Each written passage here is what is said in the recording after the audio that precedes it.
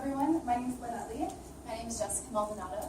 And again, we're here representing California State University, Channel Islands. And we're here to talk about our research in organic synthesis of modified nucleosides. So modified nucleosides are used as chemotherapy agents and for the treatment of antimicrobials. And our research involves the stereo-controlled synthesis of xylo and arabinonucleoside analogues. So in this presentation, we're going to briefly introduce nucleosides, talk about nucleoside therapeutics that are currently on the market, discuss our objective and hypothesis, discuss methods of organic synthesis and how it applies to our lab, discuss our results, conclusion, and future directions of our work.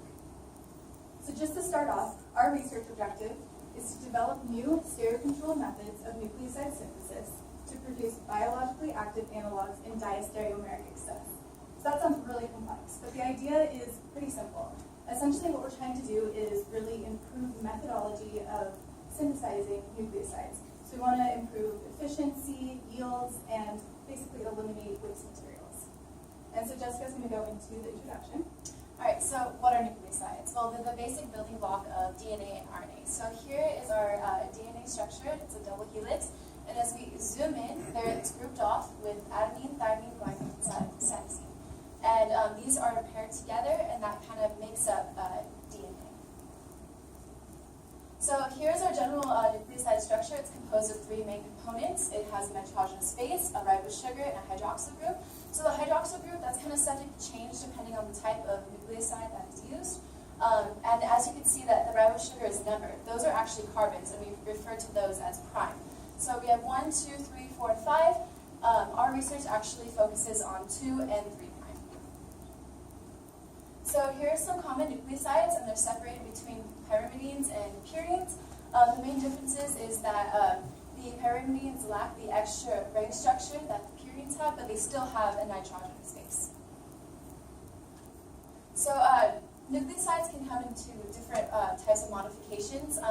So we have C nucleosides, and actually takes place of the nitrogen group on the nitrogenous base. We have a cyclic nucleoside, so instead of the ribose structure being in this ring formation, it's actually broken apart and separated, but it's still that ribose sugar base. So then we have carbocyclic nucleosides, and instead of the oxygen that is on the ribose sugar, it's a carbon. We have modified bases, so different modifications can occur on the nitrogenous base, and then we have modified sugars. So modified sugars in our research is our main goal of the modification. So once again, we modified 2 and 3 prime of the ribose sugar. So now we're going to move on and talk about therapeutics and how nucleosides can be used and approved by the FDA as medication. So azithromycin was actually the first drug used in the treatments of AIDS that was a nucleoside base and application. So this was approved in 1987, and it was the first kind of phase trial had 282 participants that were separated between placebo group and a treatment group. There were 19 deaths in the placebo group and 1 death in the azithromycin group. So that was actually a very big difference. And so they actually stopped the trial. They realized how beneficial this drug was. They pushed it for FDA approval. It got approved. And then they ended up treating the placebo group with the drug, and it was very successful. So it comes from the parent group thymidine with this modification of the azido on the 3rd prime ribose sugar. So yeah, as Jessica mentioned, AZT was a really pivotal moment. It really stemmed research in nucleoside therapeutics, and since then we've had several nucleoside drugs approved by the FDA. So an example of this is gemcitabine, which is an anti-cancer chemotherapy drug, and it treats a variety of disease areas like pancreas cancer, bladder cancer, ovarian cancer. And if we look at its structure, it's very similar to the parent endogenous or naturally occurring compound cytidine. And the only difference here is that that 2' position has a difluoryl substitution. Another example is acyclovir. So this is an antiviral drug, and it's used for a variety of herpes viruses like herpes simplex, herpes zoster, and chickenpox. And this illustrates an example of an acyclic modification. So in other words, that ribose sugar is broken and it's no longer a cyclic structure. And it's a modification of the parent compound guanosine. And cytarabine. So cytarabine is widely used as a chemotherapy agent. And it's used for a variety of leukemias and lymphomas. And I really want to look at the structure of cytarabine for a second. So Styrene is almost identical to cytidine, and again, cytidine is a naturally occurring molecule. The only difference is that the 2' hydroxyl group is located above the ring, where the naturally occurring molecule is below the ring. So I really want to emphasize the point that the position of functional groups on that ribose sugar, whether it's above the ring or below the ring, really makes an impact on the therapeutic potential. And so that's really what our research focuses on. So our research objective is to be able to control stereochemistry at the 2' and 3' positions.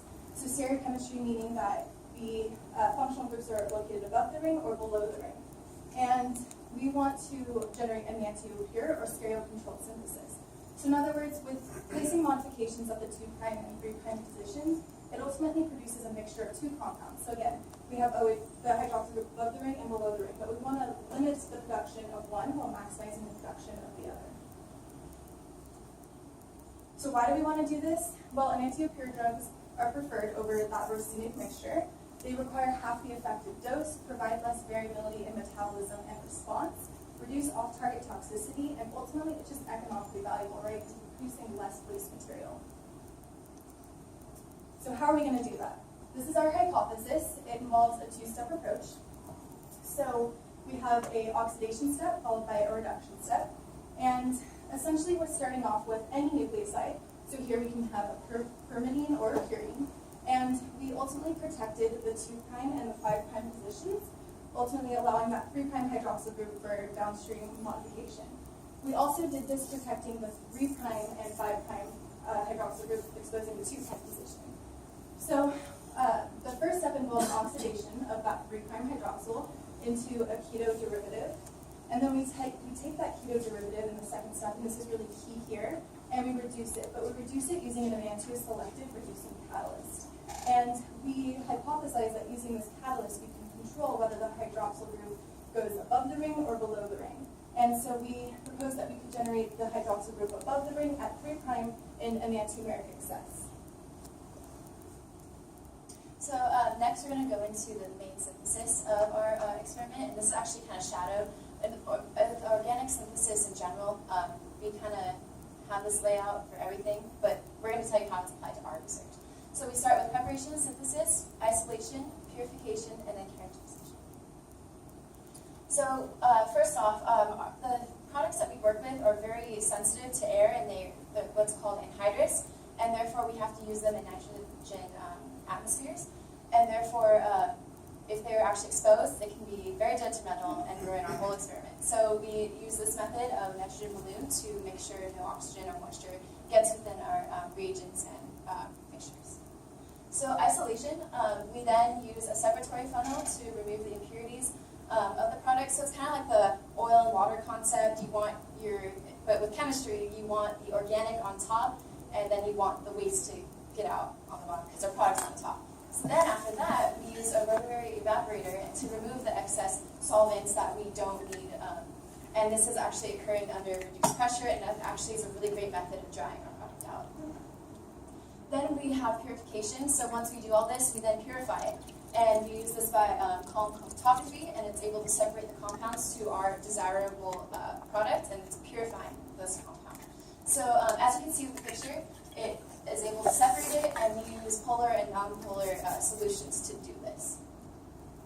So the final step is characterization, and here we're really verifying whether the compound we achieved is the compound we intended to. So we do this using several instruments. So nuclear magnetic resonance, or NMR, verifies molecular structure. So here we have our results as well. And our second method of characterization is using mass spectroscopy. So here we're verifying whether the molecular weight is what we believed it should be. And here again we have our results. And then the final characterization step is really important. So here we're using X-ray crystallography to not only determine our structure, but the stereochemistry of our structure. So what's really key here is here's our ribose sugar, and at the 3' position we have that hydroxyl group located above the ring. So this was a pivotal moment for us, and we realized that our methodology really worked. So in conclusion, we used an enantioselective reducing agent to generate xylopyranicides and arabinopyranicides. So just to define those, xylo, we have the 3' above, where arabino, we have the 2' above. And a key benefit is that this is applicable to both purine and pyrimidine analogs. and we were able to achieve yields of up to 94 enantiomeric base sets.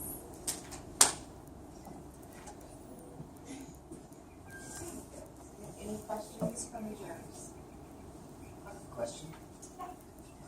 Your methodology, is that an improvement over other methodologies? Yes, so it is an improvement. There have been other methods that are sort of similar. The main benefit of ours is that it's very easy to handle. So our reactions are ran at room temperature, ran to completion in 3 hours. Again, applicable to both purine and pyrimidine analogs, where in the past, different methods have been limited in one of those areas. And this works at a laboratory level, and it be scaled up fairly easily? We believe so. We were working with like up to 10 grams in certain occasions, so we believe that, yeah, we can scale it up. The choice of these drugs largely involves a lot of antiviral-related properties. So is some of the premise behind choosing this class of drugs is that you guys think this has application towards viral-induced mutations that lead to cancer, or is it primarily looking at chemotherapy for stopping the growth of development itself? So it applies to both of those disease areas. So we can use it as antiviral agents. So one of the future directions that we have is placing different functional groups. So that functional group, for example, has a lot of key properties in antivirals, whereas other modifications are applicable to using as a chemotherapy agent. That was the steric blocking groups that you put on here to do the chiral synthesis. They focus on the steric hindrance issues with the flexibility you had with that 3' position. No, we were able to use TBDMS at both 2' and 5' and 3' and 5', and we were able to achieve the inversion configuration at both of those positions. So there's no steric. With the same kind of enzymatic success as you're seeing. Yes.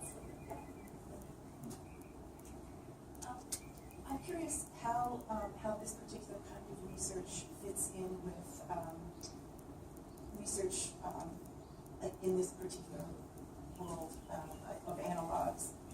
Is it something that is like the cutting edge for trying to make this a simpler, faster, more cost-effective type process? Is that something that many people are interested in at this stage? I believe so, especially among nucleoside chemists. This is basically chiral centers at 2' and 3' really impose a lot of difficulty, and it's difficult to modify those positions. And so this really improves methodology, and we think that this has a lot of future applications, not only in generating single monomers, but also in connecting monomers and making oligomers, which is multiple connected nucleosides together for therapeutics. Why do we focus on 2' and 3'? What happens with 1, 4, and 5? They react in any way? So the 1' is connected to the base, so it's protected. The 2, 3, and 5 have these hydroxyl groups. The difference is that 2' and 3' are chiral centers. So what that means is they're attached to different atoms at every bond, where the 5' isn't. And so these are more difficult to control their position about the ring. So this one, it's going to be linear with the ring at all times. Did you guys do the NMR that you had? We did the NMR, but we wanted to thank Dr. Pavlich and Dr. Wu at UCSB for getting mass spec and the X-ray as well.